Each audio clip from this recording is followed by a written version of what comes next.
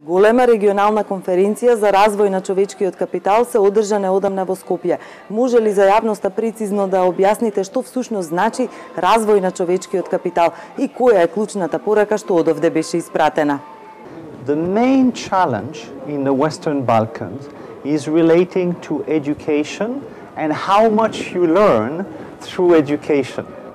And that is not the quantity of education, it's the quality of education. Why is it so important? By the age of 18, a young person in the Western Balkans will have on average 12.8 years of schooling, or 12.5 years. And that is very good. But how many years of actual learning does that represent? And it is less than that 12.5. So they are, if you want, while people are going to school for 12.5 years, they only learn about 9 years equivalent. So that is very important to improve the learning outcomes. Групацијата Светска банка одбележува 25 години од партнерството со Македонија. Можете ли да ни кажете што се постигна во овие 25 години? Дали можеби можеше и подобро? И кои се главните планови на Светска банка за Македонија за наредниот период? In life, I think whenever we look back, we can always think we can do better. But I think what is very important that is that if I look back 25 years ago, many achievements in the country have been achieved. And I will mention three.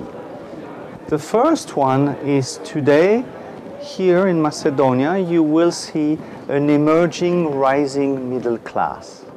You know, 25 years ago, the share of the population that was poor was quite large.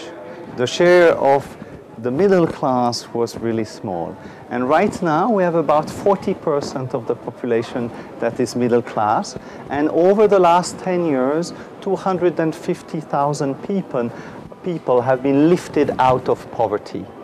And then the GDP has tripled over the last 15 years. So these are key achievements that I think matter a lot. Неодамна Светска банка го презентираше регионалниот извештај за Западен Балкан, меѓу кои и за Македонија. При тоа беше споменато дека доколку во Македонија се стабилизира политичката ситуација, ќе заживее економскиот раст. Дали сега, кога веќе е јасно дека парламентарни избори нема да има и дека политичката ситуација се стабилизира, Македонија може да очекува повисоки стапки на економски раст и колкави всушност стапки ни се потребни за ние да го достигнеме европскиот стандард на живење? In any country, removing political uncertainty is important to maximizing your economic growth. And so we are seeing the recent steps as positive developments. And indeed, in our latest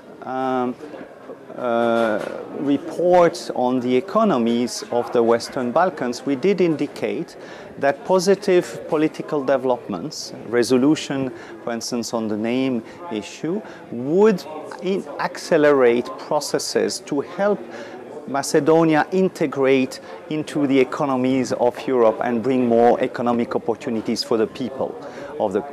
And so we indeed see that we expect the country to grow at around 3% in the coming years.